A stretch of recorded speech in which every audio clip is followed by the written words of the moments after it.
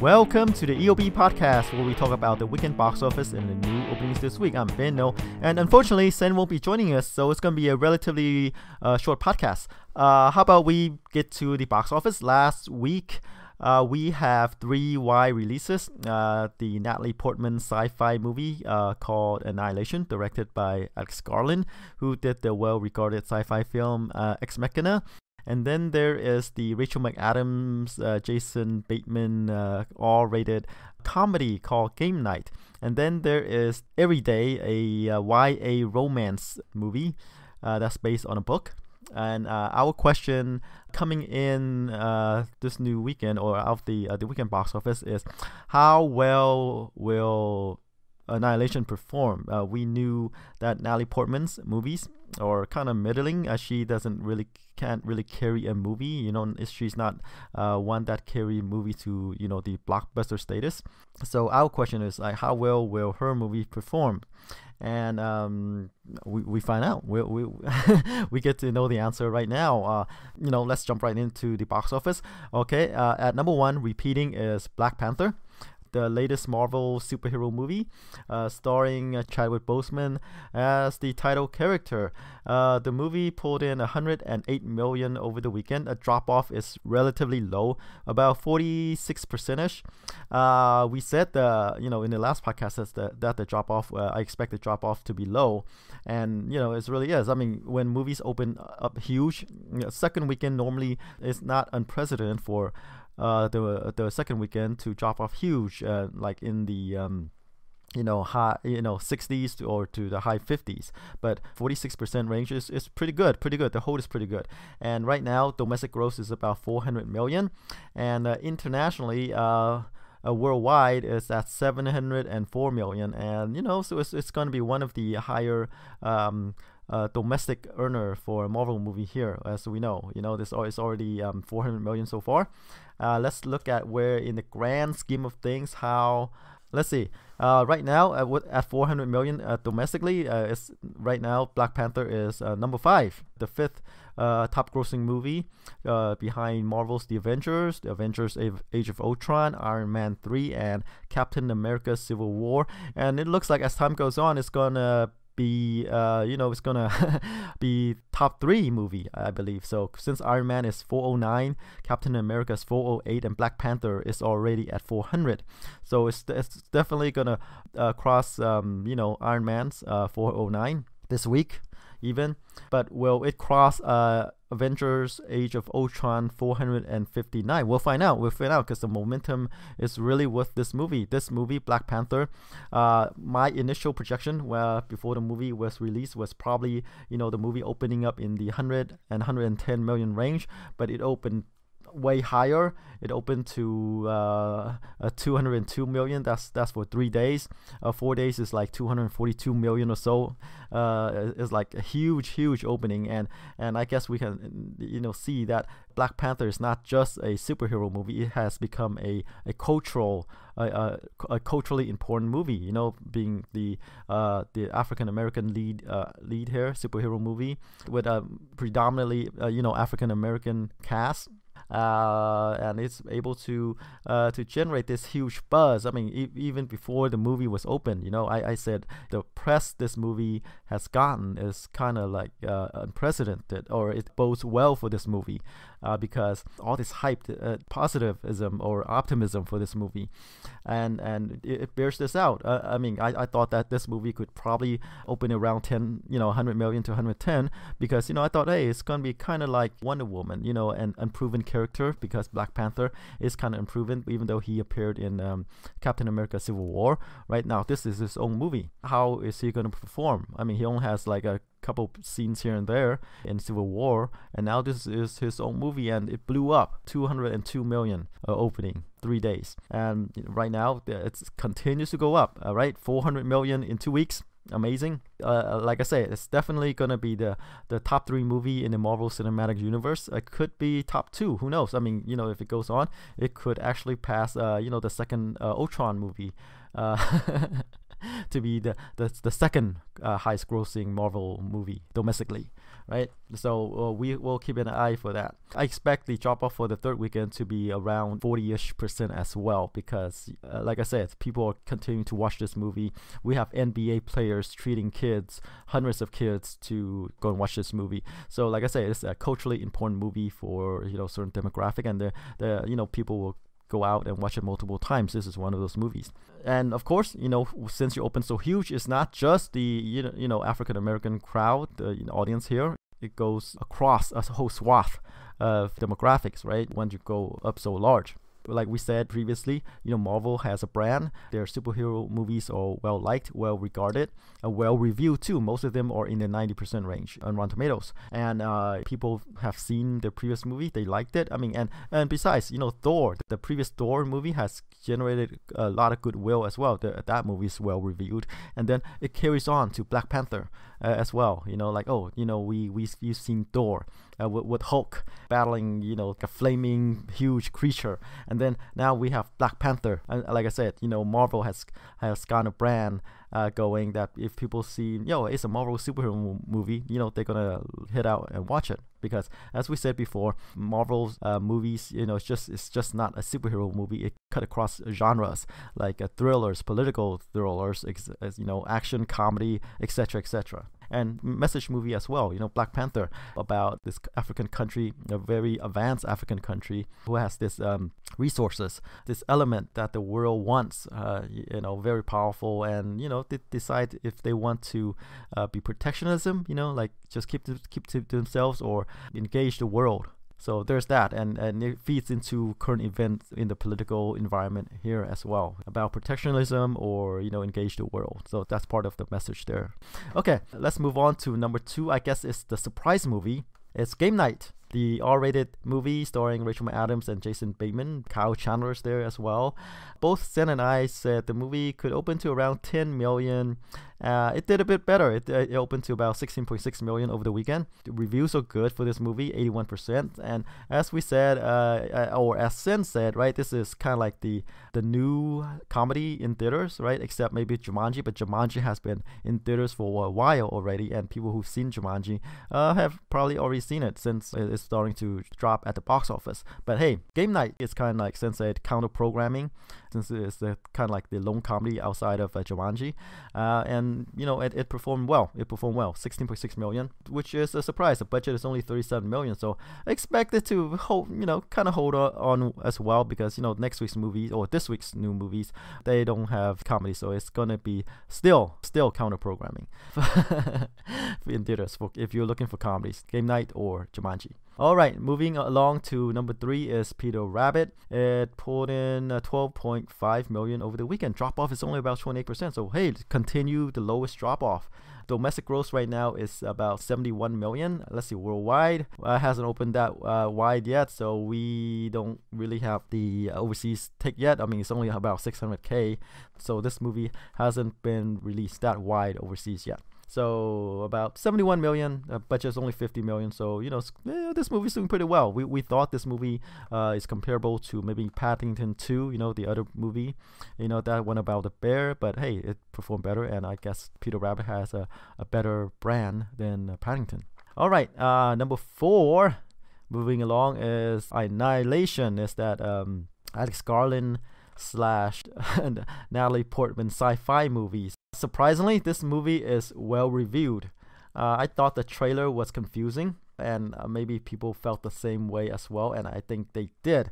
I said this movie could probably open in the 10 to 50 million range, since at 8 million, but it opened to 11 million. So, which is about where my range is. I thought if people were looking for some heady sci-fi, maybe they could check out Annihilation. But like I said, the movie is too confusing, I guess. At least the trailer made it out to be. And from some of the reviews, they agree with me as well. So 11 million for Annihilation. And as we said, we wonder if Natalie Portman could carry this movie. And and I guess this movie is within her range. She is not one to open huge movies, to carry movies, right, to a huge box office, and this is where her movies typically open to, and I guess I was kind of right on Annihilation. All right, number 5 is 50 Shades Free. It's the third and final 50 Shades movie. It pulled in about 7 million over the weekend, about 60% drop off from the previous week. Let's see, domestic gross right now is about 90 million. The budget is 55 million. So this movie is going to make money. This series is going to make money for Universal, right? I believe the 3 movies have combined for over 1 billion box office. So yeah.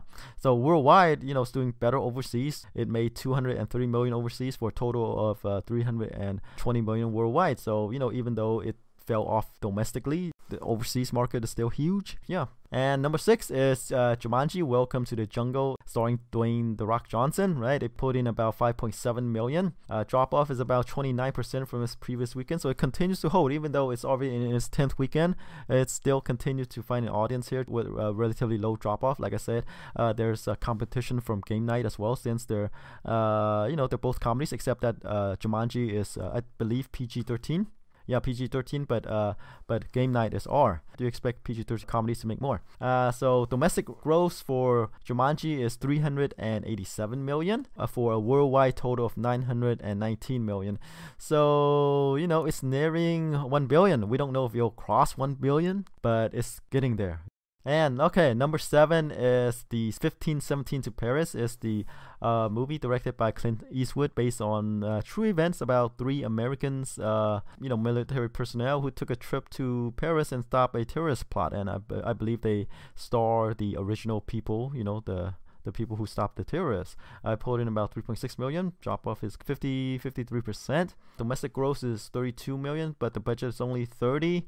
It hasn't opened that wide overseas, since it only pulled in about 13 million overseas for a worldwide total of 45 million. So it is not American Sniper, but it looks like it's budgeted accordingly, and it seems like it's doing okay, and it'll probably find more audience on Netflix or home video. All right, number 8 is one of the surprise movie of the holiday season, the last holiday season.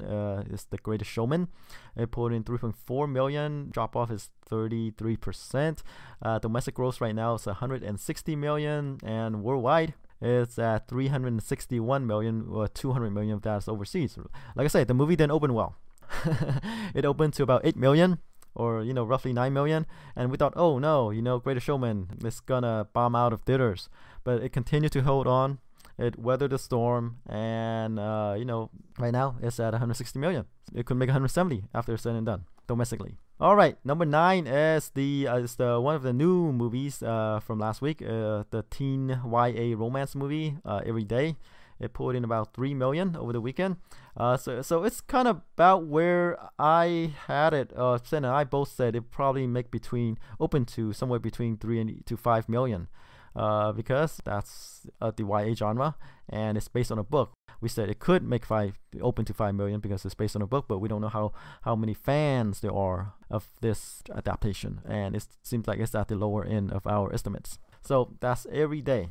Okay, rounding out the top 10 is the Lionsgate Aardman Studio stop motion animation Early Man. It pulled in 1.7 million over the weekend. Drop off is about 47%, and this is in the second weekend, so it's not looking good for this movie. But if Lionsgate kind of pay for distribution rights, like Shaun the Sheep, it's probably gonna make some money back on home video. All right, so that's it for the top 10. Let's go to the new releases. We have 2 wide releases.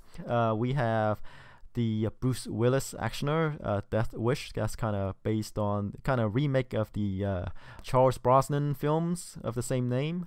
I think the movie started production. I mean, not production, but development with Sylvester Stallone back in 2006, and then I think he left the project and then went through a couple of leading actors, and now it landed in Bruce Willis's lap. Now stars Bruce Willis. In this movie, he stars as a doctor whose wife got killed by home invasion, robbery, whatever, right? And now he went vigilante. He's going out to kill the people who killed his wife. And then there is Red Sparrow, the Jennifer Lawrence thriller. Political thriller, actioner as well. Lawrence stars as a Russian who got enlisted in this program, to turn her into a spy. And like Joe Egerton stars as an American who kind of flipped her. So let's start off with Death Wish. So Bruce Willis, actioner, action, right? Joe Carnahan, is the writer for this, directed by Eli Roth, him of the Cabin Fever, Hostel, Hostel Part 2, Green Inferno, those horror movies. And Bruce Willis with Elizabeth Shue. Shue plays his wife, who got offed at some point during the movie, or maybe in the beginning of the movie, and it sets off his journey to get revenge on the people. So we've seen these kind of actioner before, right? Recently in the Tekken movies, revenge movies. Then there is the Keanu Reeves movie. What is that called? Oh, John Wick. Yeah, John Wick. So we've seen this recently, the revenge movies. In John Wick, we've seen it in, the Tekken movies and others by Liam Neeson, right? But now it stars Bruce Willis. But of course, Death Wish is a movie that's based on, Charles Bronson's movies from way back when. So Death Wish did it first. Okay, and of course this movie is released in interesting time, right? Because of the school shooting recently, and then of and about gun control, and Death Wish is about a guy whose family got killed, or whose wife got killed, and the cops can't help him, so he took matters into his own hands and go out and kill these people with guns. So it adds to the gun debate. The current environment is people wanting to control guns. Then this movie kind of makes the case for having guns because the authorities couldn't help him. Police are kind of powerless. It's just him. And how did he do it? With guns. It's released at an interesting time. So it adds to this. But will that affect the movie box office at all? I don't think so, right? I mean, there is that, but I don't think moviegoers have this in their minds when they go to watch this movie. That means I don't see this current environment affecting the movie's box office prospect. So I believe this movie is probably going to open to somewhere in the 20 million-ish range. So I say 20 million. I'm not sure what Sen will say since he's not here. He could go lower or higher, but I think it could open to about 20 million. Okay, how about we go on to Red Sparrow, Jennifer Lawrence.